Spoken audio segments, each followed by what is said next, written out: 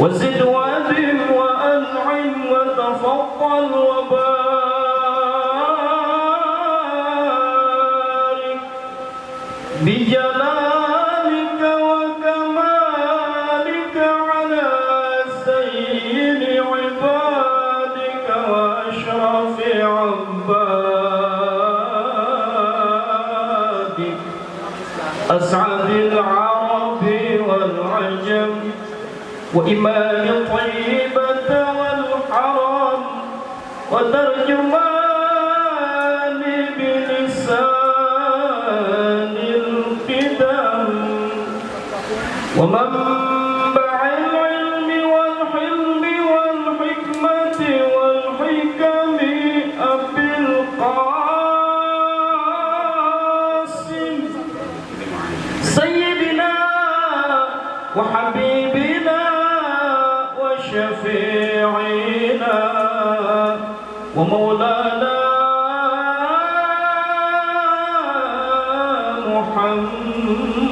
محمد زده شرفا يا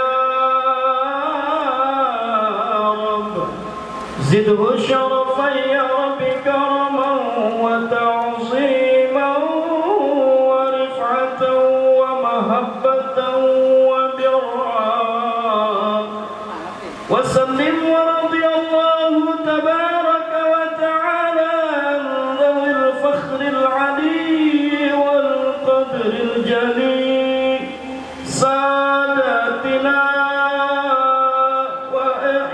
وأئمتنا وموالينا أبي بكر وعمر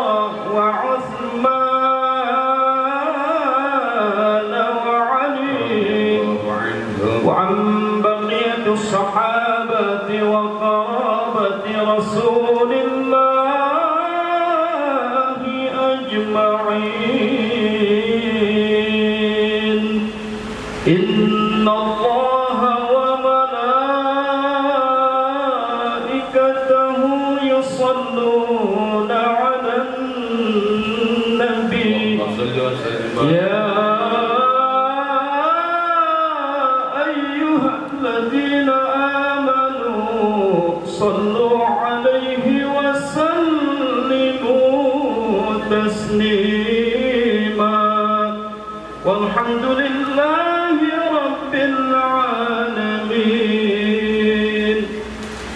يا رب بالمصطفى بلغ مقاصدنا واغفر لنا ما مضى يا واسع الكرم.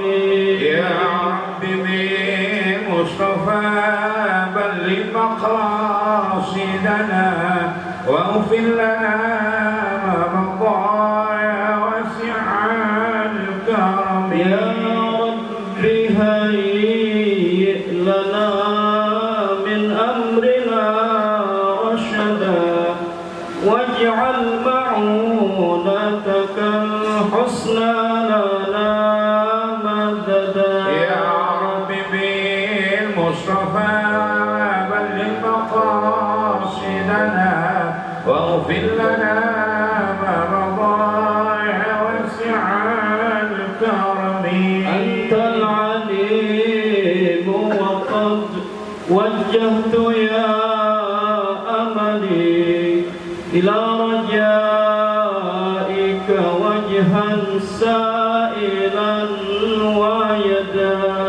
يا رب بالمصطفى بلغ مقاصدنا واغفر لنا ما مضى يا واسع الكرم. اللهم صل وسلم وبارك عليه. اللهم صل وسلم وبارك عليه. اللهم صل وسلم وبارك عليه على محمد. الفاتحة نهديها ونقدمها إلى حضرة المصطفى سيدنا محمد رسول الله صلى الله عليه وسلم وعلى آله وصحبه وأزواجه وذريته وعباده أجمعين. بسم الله الرحمن الرحيم. جميع الأنبياء والمرسلين ملائكة المقربين والقرابين والأولياء والشهداء والصالحين وأئمة المجتهدين والقراء المتفجرين والعلماء المخلصين الفقهاء والحسن الفاسرين وجميع المؤلفين والمخلصين خصوصا معلم هذا الكتاب السنية والمحدث سوري وفي وجه شيخه ومشايخنا ومشايخ الدين ووالدينا وخاصة أموات المسلمين أمهدين الله يضرشهم برحمة والمغفرة إن قبورهم مسجنا وإن فرحوا علينا من بركاتهم وأسرارهم وأنوارهم وعلومهم في الدين والدين الآخرة شيء لا إله إلا هو. الفاتحة. Ya.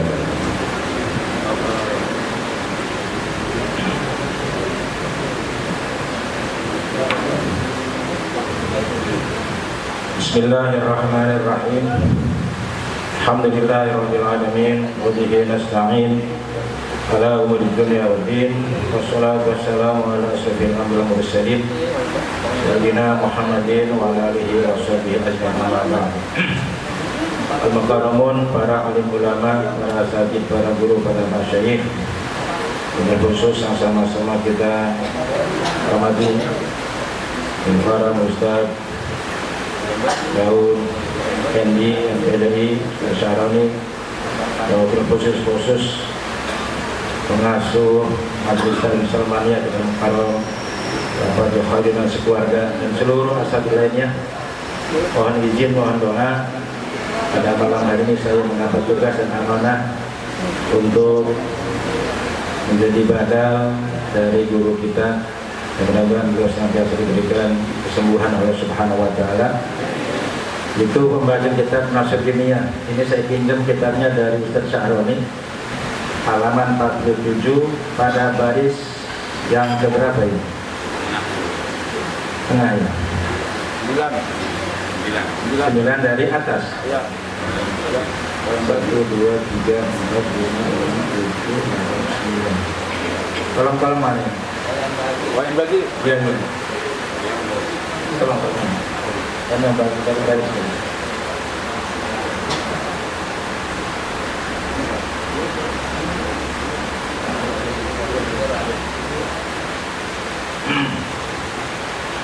Wa bihi qala wa yanbaghi liman arada an yukhtimal Qur'ana an yukhtimahu min awwalil laili aw min awwalin nahari hatta yatasnya waktu sholatil malaikati alaihi.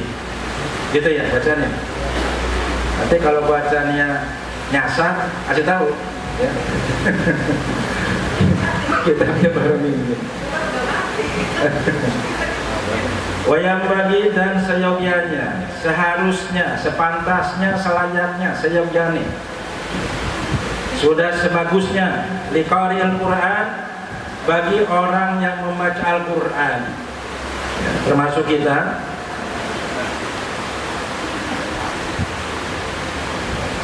An yukhtimahu, bahwa dia si qari tadi menghatamkan Quran tersebut min awwalil laili, bermula atau dimulai, minnya tidak, mulai malam, awal malam, maghrib berarti ya.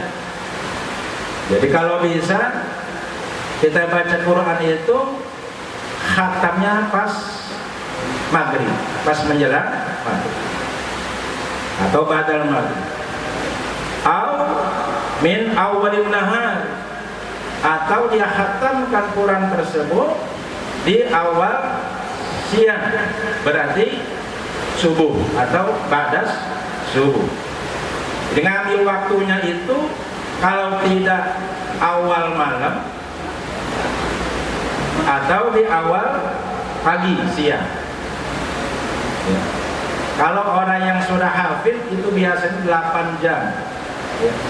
Kalau dia sardan bisa 4 jam. Kalau bacaan lainnya bisa 1,5 jam, bisa 1 jam. Ada ilmu dan cara tersendiri untuk orang-orang yang hafal Al-Quran. Kalau kita sekali hatam bisa setahun, setahun baru hatam. Buktinya dari Ramadan kemarin sampai gini hari udah hatam-hatam ya. Itu saya. Nah, kalau saya yang katanya Ustaz aja nggak hatam-hatam, apalagi ente. Jadi itu wiridannya orang hafid Quran itu seperti itu. Apa dan supaya apa? Kok ambil waktunya pagi atau sore? Hatta yatasya waktu sholatil malaikati alaihi,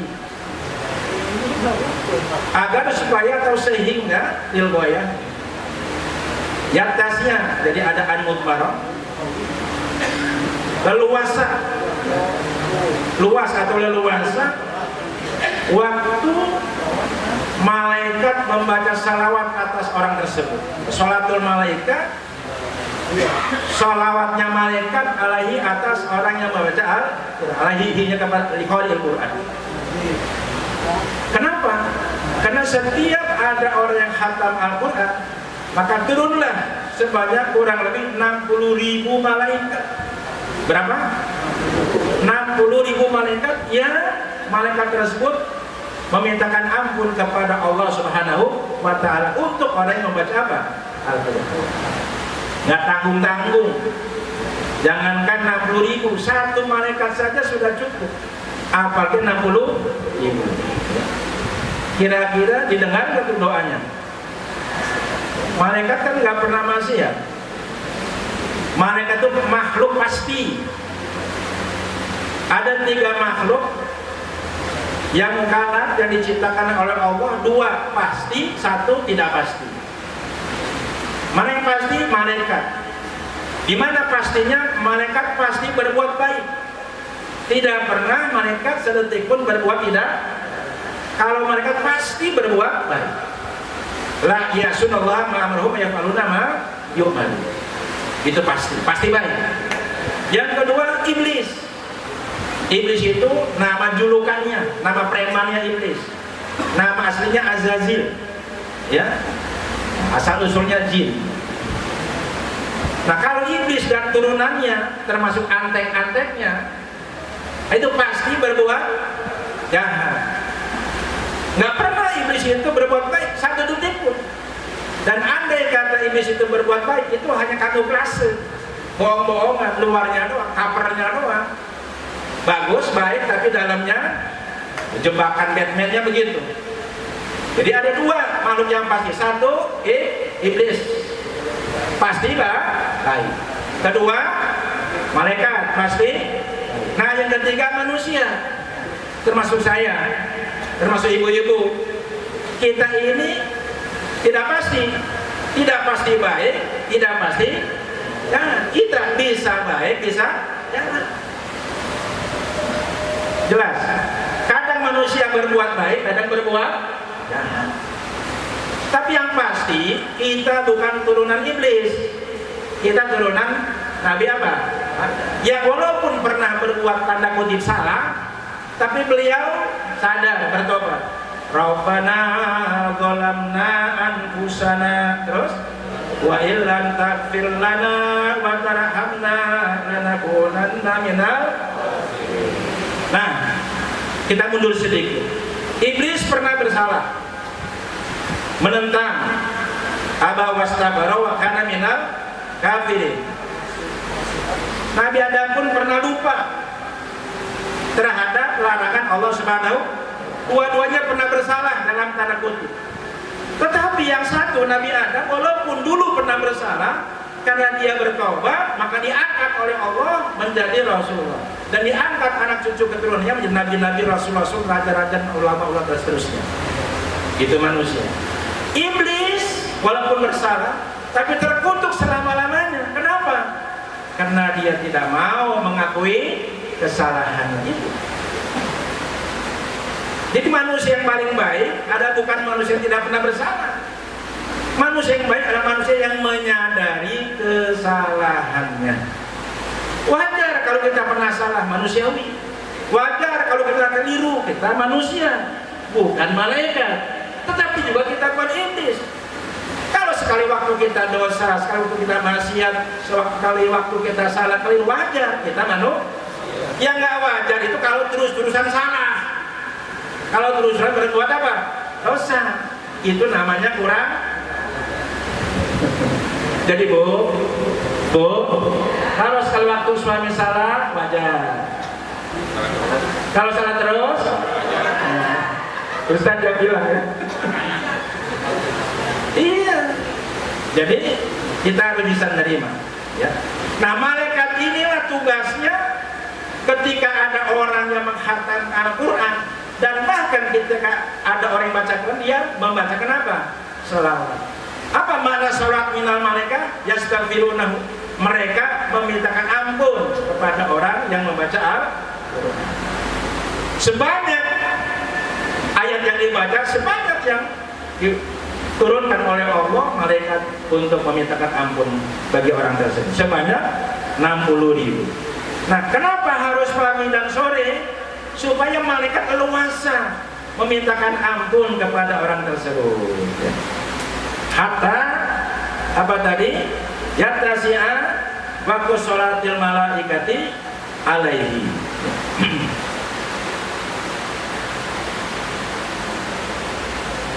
Ini kok jelas. Fa innahu warada fi ba'dil athari anna man khatamal qur'ana ayatan sa'atan minal laili sholat alil malaikatu hatta yasbiha. Fa'inahu masa sesungguhnya punya domisaan, sesungguhnya perkara atau sesungguhnya persoalan, maka isu tunai kelakuan kalau teman ngaji begitu. Waroda telah datang apa penjelasan nas dalil fi ba'dil asar pada sebagian asar. Asar itu hadis sahabat. Kaul sahabat namanya asar. Ya. Apa kata beliau di dalam sebagian asarnya, di sebagian kaul sahabat ada keterangan penjelasan anna bahwasanya man siapa orang sing sopo sepuo saha jalmi siapa saja khatamal qur'ana yang dia menghatam Al-Quran ayatan. Satu apa? Ayat. Satu apa? Ayat. Contohnya mana? Nun, Qaf. Itu satu ayat bukan? Al-Quran itu aneh, unik, dan menarik. Dari 114 surah, 30 juz dibagi 114 surah. Surah-surah itu dibagi 3. Ada yang ashabut tiwal, ya, ada yang surah-surah panjang di atas 200 ayat. Ada yang antara 100 sampai 100 ayat. Ada yang surat-surat qasar pendek-pendek. Nah, dari 114 surah itu, ini yang aneh. Dan ini harus menjadi perhatian kepada kita. Seluruhnya menggunakan basmalah. Ya. Kecuali satu surah. Dari 114 surah, hanya satu yang tidak menggunakan apa? Basmalah. Yaitu surah At-Taubah. Ya. Dia langsung ta'awud dan langsung ayat. Mungkin ada sejarahnya. Berarti 99% Al-Quran, apapun bentuk surahnya dan apapun isi dan cerita surah itu, entah tentang perangkah, tentang hukumkah, tentang sejarahkah, tentang bisniskah, tentang apa saja, itu berarti dibuka diawali dengan Bismillahirrahmanirrahim. Apa maknanya? Bahwa grand design Al-Quran itu adalah membawa kasih sayang Allah Subhanahu wa Ta'ala. Apapun bentuknya, selalu diawali dengan basmalah. Gitu. Apa intinya basmalah? Intinya adalah aktualisasi sifat Allah yang paling aktual. Faktual apa? Rahman dan Rahim. Kan sifat Allah banyak, asma Allah banyak. Walillahi asmaul husna. La ilaha illallah malikul qudusus salamul mu'minul muhaiminul azizul jamul dan seterusnya, ya. Ada 90. Tapi mengapa yang paling ditonjolkan, yang paling diaktualkan, yang paling dipopulerkan, yang paling diperkenalkan hanya 2? Apa? Rahman dan apa artinya? Artinya wajah Islam, wajah iman, wajah agama itu lebih harus menampilkan kasih sayang. Bukan dengan kegarangan. Apa kegarangan itu? Bukan kegarangan, bukan. Galak gitu. Kalau Islam ditampilkan dengan wajah yang garang, wajah yang menakutkan, wajah yang mencekam, orang lari dari agama Islam. Yang ditampil wajah kasih sayang, wajah kesantunan, wajah kedamaian, wajah santunan, sehingga orang tertarik.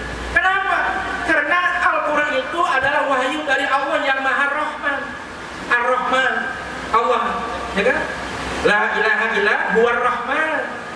Maka Quran itu membawa rahmatan, ya, syifa'u rahmatan lil wa syifa'u lil mu'min. Maka nabinya pun, nabi yang membawa Quran itu adalah rahmatan lil alamin. Laqad ja'akum rasulun min anfusikum ma'alikun haisun alaikum bil mu'minina. Gak apa-apa itu enggak. Kalau ini kan gacauan saya, kalau itu kan punya ente. Oh nggak pegang itu, beda ya, beda pegangan. Oh beda. Gitu. Ya. Jadi sekarang ini kita lihat ada orang-orang saudara-saudara kita yang menampilkan Islam dengan wajah-wajah garang, wajah-wajah menakutkan, wajah-wajah mengerikan, dikit-dikit Arab, dikit-dikit neraka, dikit-dikit. Lah. Gimana sih Islam kalau ditampilkan wajah begitu? Mestinya wa ma arsalnaka illa rahmatan. Ya kan lihat grand design Allah itu kan penuh dengan rahman dan rahim. Makanya kita pun lahir ini karena lahir dari perpaduan kasih sayang orang tua kita, mawaddah warahmah. Maka misi kita pun lahir membawa misi silaturahim. Apa silaturahim? Hubungan dengan dasar kasih sayang. Jadi Allahnya rahmat, kitabnya sebagai rahmatan, Rasulnya yang membawa kitab ini juga rahmatan lil alamin. Kita terlahir dari rahmat dan kasih sayang orang tua kita, mawaddah warahmah, dan kita terlahir membawa misi silatur man kana yu'minu billahi wal yaumil akhir falyasil rahim. Itu silaturahim bukan main-main. Itu akidah, itu prinsip. Bukan tradisi, bukan budaya. Itu syariat yang ada kaitannya langsung dengan iman kita kepada Allah Subhanahu wa Ta'ala. Nah, maka forum ini juga forum silatur, kalau silatul ilmi sekaligus dan silatul amal, nanti melahirkan silatul ruh, baru menghadap silatul ukhuwah namanya. Insya. Dari silaturahim kita bangun silatul ilmi, dari silatul ilmi kita bangun silatul amal, kerjasama. Ya, apa yang kita bisa lakukan bersama-sama untuk umat ini? Dari silatul amal akan terbentuk silatul ukhuwah, persaudaraan sesama umat Islam, bukan hanya dalam kata-kata tapi dalam fakta. Islam bukan hanya dalam perkataan tapi dalam kenyataan. Ya, Islam bukan hanya dalam materi tapi dalam realisasi. Insya. Nah, kita kembali kepada malaikat. Dan bahwa siapa orang yang menghafalkan ayat dan sa'atun minal laili, satu saat waktu dari malam, jam berapa begitu? Apa yang terjadi? Salat alaihil malaikatu, maka memintakan ampunlah atas dia oleh para malaikat. Kalau dia menghatamkan, ya, maaf saya ulangi, ayat sa'atin, ayat dari waktu mana saja gitu maksudnya.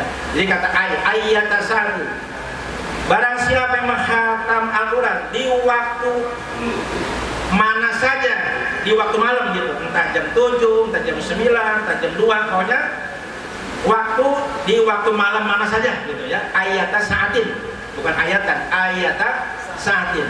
Jam 7 atau jam 9 atau jam 12 dia khatam Quran ya. Nah, ketika dia menghatam Al-Quran, apa yang terjadi? Salat, maka membacakan salawat, maksudnya menyatakan Al-Quran alaihi atas dia, al-malaik itu malaik. Sampai kapan? Hatta yusbiha, sampai dia waktu apa? Subuh.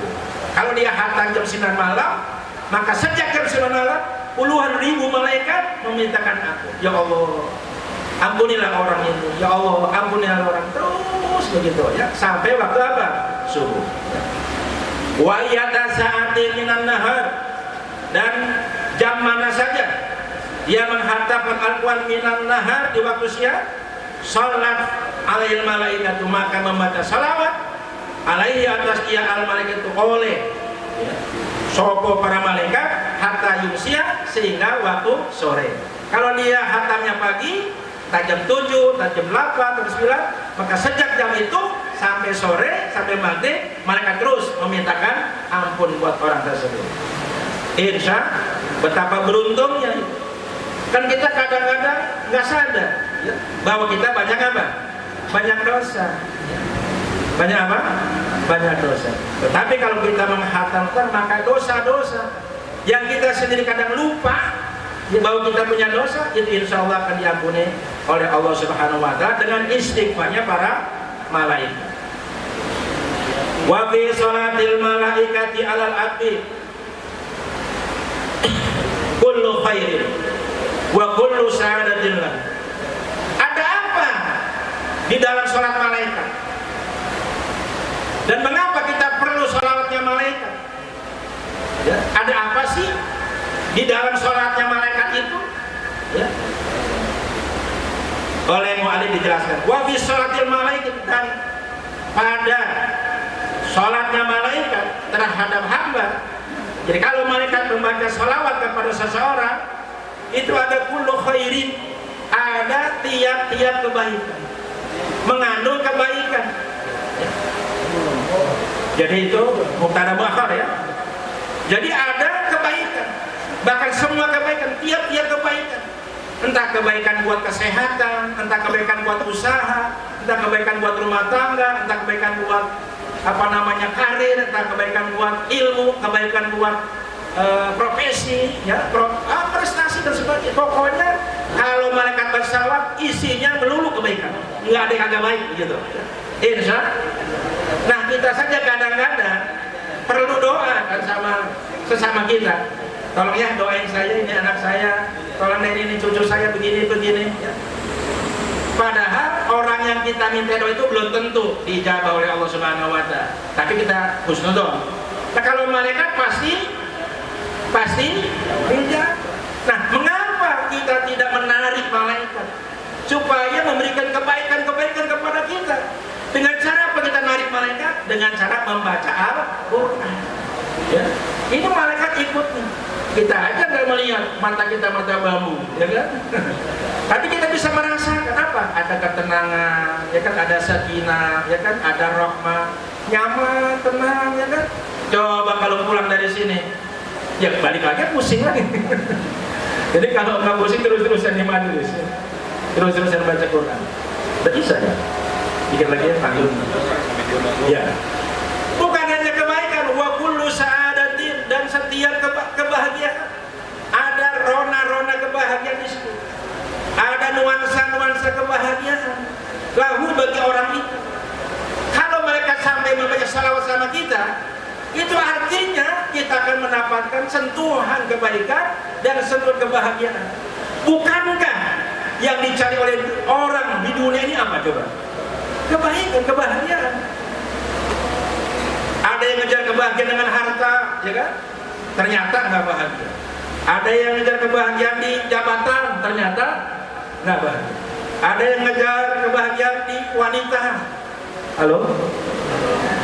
Nah, ternyata kecewa. Nah, gitu. Justru ketika manusia mengejar kebaikan-kebaikan menurut persepsi dia, menurut angan-angan dia, menurut cita-cita dia, justru banyak kecewa. Kalau orang betul bilang kuciwa, bukan kecewa, kuciwa, sakit hati, dan sakitnya itu di sini. Tapi ketika kita mendapat kebaikan dari malaikat, hakikatnya dari Allah, pasti nggak pernah kecewa. Nah, sebenarnya simpel kalau kita mau bahagia. Sebenarnya mudah kalau kita mau dapat kebaikan apa? Baca Quran. Sering baca Quran. Kenapa? Dengan baca Quran kita ngundang malaikat. Malaikat tertarik berlari, berbondong-bondong mengawal kita mengayomi kita. Dan mereka terus mengawal kita, mendoakan kita. Dan doa-doa malaikat pasti nembus langit. Langit itu tembus sama doanya malaikat. Kalau kita balik lagi, mental lagi. Itulah perlu kita doa berjamaah itu, siapa tahu satu saja yang ikhlas nembus, insya. Nah, tapi kalau dengan malaikat pasti jadi. Sayangnya kita malas baca Quran. Ya. Sayangnya, padahal itu sumber kebahagiaan, sumber kebaikan. Ngapain kita capek-capek ngejar-ngejar? Ya. Padahal di depan mata itu. Quran itu kan diturunkan untuk hudal linnas, ya kan? Juga syifaun wa rahmatun lil penyembuh. Syifa sedikit singgung. Syifa itu bukan ada obat, ada penyembuh. Kalau kita minum obat, saya sakit nih, sakit puyeng, sakit rindu, bukan puyeng. Sakit hati. Sakit puyeng, apa puyengnya itu? Ya puyeng. Minum obat apa? Gak saya akan sebut nama, nanti dikira iklan. Pasti sembuh nggak? Enggak. Karena hakikat yang menyembuhkan siapa? Allah. Ya kan? Tapi Al-Quran itu syifa, bukan obat, penyembuh, pasti sembuh. Kan orang sembuh itu nggak harus minum obat. Yang penting sembuh. Bisa dengan cara minum obat, bisa dengan tidak cara minum. Nah, Al-Quran itu sebenarnya penyembuh, syifa lima fis sudur. Baru-baru ini ada penelitian di Jepang bahwa ternyata orang sakit itu kena akibat pikirannya, akibat hatinya. Hatinya yang dongkol, yang sering mangkal, sering cemburu, sering dendam, sering curiga, itu yang bikin berefek kepada organ tubuh kita. Tergantung mana yang lemah. Kalau yang lemah mata, matanya kena. Kalau yang lemahnya jantung, jantungnya kena. Kalau yang lemah ginjal, ginjalnya kena. Akibat pola pikir yang curigation. Apa curi? Kita curi. Iya. Iya. Nah, untuk menetralisir hati yang sering gundah, hati yang sering emosi, hati yang sering curiga, hati yang sering dendam, itu obatnya baca Quran. Jadi ibu-ibu kalau sedang mangkal sama suami, sedang mangkal, jangan marah-marah, ambil wudu, ambil Quran, baca Quran, sembuh. Insya. Tapi selama ini begitu enggak? Nah, Bu, Pak, penutup ini. Sebenarnya nggak ada yang berubah.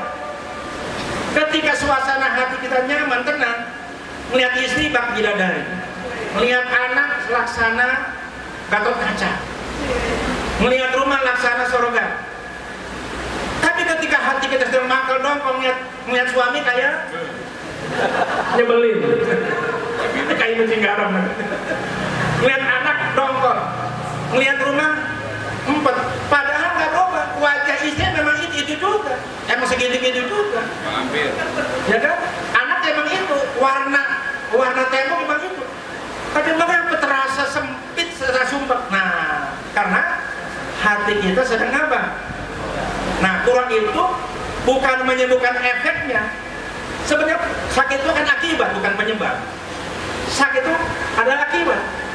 Nah, Quran metodenya, hipotesanya bukan penyebabnya, tapi bukan akibatnya, tetapi apanya? Nah, apa tuh? Hati kita. Nah, ketika kita baca Quran, itu hati kita diperbaiki, dinetralisir. Yang tadinya marah, ya, yang emosi jadi. Nah, dengan kata lain, kalau kita sering baca Quran, insya Allah sehat. Sehat, lahir dan termasuk sehat kantong, insya Allah. Kantong sehat, kantong. Lalu saya kantong sehat aja, Bang Haji Fadilin. Sehat. Kan ada yang sehat, ada yang seperempat sehat, ya kan? Ada yang kurang sehat. Tapi kalau ngaji sehat sama insya. Tuh tanggung bannya satu baris lagi. Itu kandungan yang ada di dalam salawat. Kemudian wa mana sholatim alaihi, pengertian salawatnya malaikat alaihi atas seseorang apa? Nih, istighfaruhum lahu wa du'ahum lahu bil khair. Yaitu memintakan ampunnya mereka bagi seseorang dan doa-doa mereka bagi seseorang bil khair, dengan kebaikan. Itu makna kalau sholat, kalau mereka membaca apa? Salawat. Gitu. Ya kayak innallaha wa malaikatahu yusholluna 'alan nabi. Kok malaikat bersalawat kepada Nabi? Maksudnya malaikat selalu mintakan ampun kepada Allah untuk Rasulullah Shallallahu Alaihi Wasallam. Termasuk kalau malaikat meminta salawat kepada kita, artinya malaikat selalu mendoakan kita. Ya, gitu. Lah oleh karenanya wal yuksir minan du'a ilal khatm, dan hendaklah dalam amal, hendaklah dia memperbanyak doa-doa. Ya. Jumlah jalan maju dimakul. Hendaklah dia memperbanyak doa. Ya. Innal khatib nalikau, ketika saat khatmul Quran. Nah, ketika kita baca Quran, perbanyak doa. Doa itu apa? Minta kepada Allah. Minta apa saja. Minta kaya, boleh enggak? Boleh. Minta naik pangkat, boleh enggak? Boleh. Asal mintanya kepada Allah. Ya enggak boleh itu kalau minta kaya mintanya sama Ustaz Jahrudin. Belum tentu dikasih. Asal jangan mintanya ke gunung Kawi, ya, atau ke Mbah Jambrong, itu kagak boleh. Kalau mintanya Allah boleh. Kan habis sholat Jumat doanya itu, Allahumma ya Ghani ya Mughni ya apa ya Ghani ya, akhirnya dia halakan haramin bahwa anak. Ya, itu kan kita dia nanti supaya kita jadi orang kaya. Kadang-kadang kita habis sholat Jumat, Allahumma lantas. Kalau bahasa Betawi nih, lu bagaimana? Boro-boro lu ngedoain orang, didoain orang aja supaya lu kaya, lu pada bangun. Apa salahnya sih nungguin sebentar itu imam baca doa paling setengah menit, tapi dengan setengah menit kita didoakan supaya jadi orang kaya, minimal kaya hati, ya. Insya kira bara kita kaya harta, minimal kaya apa?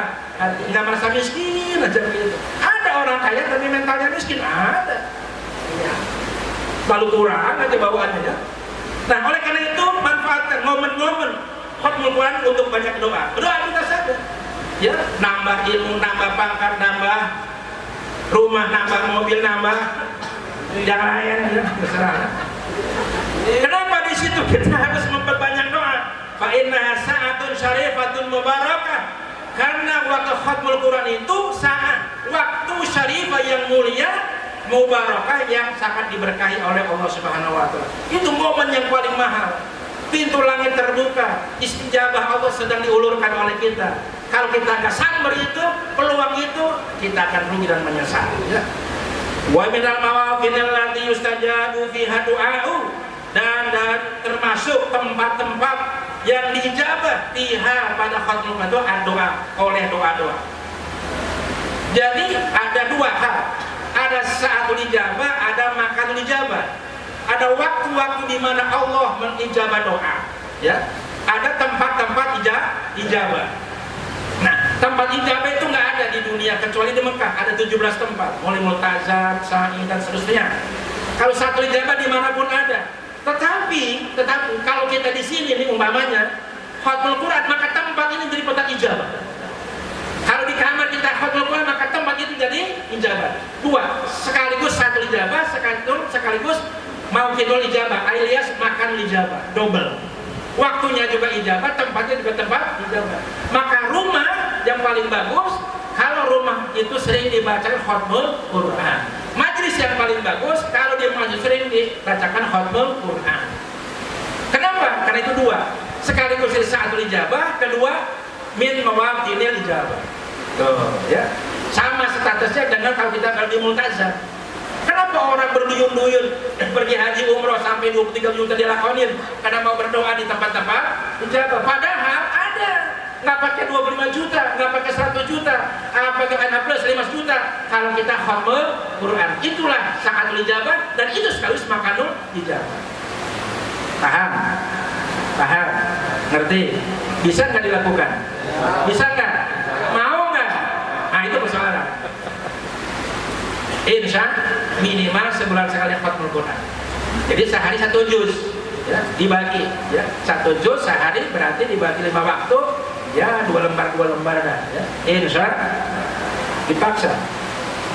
Watanazzalu rahmatu, dan turunnya kalau kita khatmul Quran itu satu ijabah, maka ijabah rahmat itu ngegerujuk, kalau ngegerujuk kayak hujan gede gitu. Wah, kita udah banjir rahmat kalau kita khatmul Quran, ya. Maka mudah-mudahan mulai hari ini kita bertekad bikin program, ya. Kadang-kadang kita urusan dunia kita bikin program. Tahun ini gua mau pergi haji, tahun ini gua mau bikin rumah, tahun ini mau bikin kontrakan, tahun ini gua mau ganti mobil, tahun ini gua mau ganti. Saya gak berani ngomongnya, ada ibu-ibu. Oke, bagus, emang harus punya program. Tapi jangan hanya soal dunia saja yang diprogram, akhirat diprogram. Nih saya bangga sama beliau, kemarin cerita mau bikin pesantren, bakal mau dibikin. Itu program untuk akhirat. Dunia diprogram, akhirat pun diprogram. Insya Allah. Mudah-mudahan sukses semua, ya. Amin ya rabbal alamin. Wallahu a'lam bishawab. Taqabbal minna bisiril Fatihah.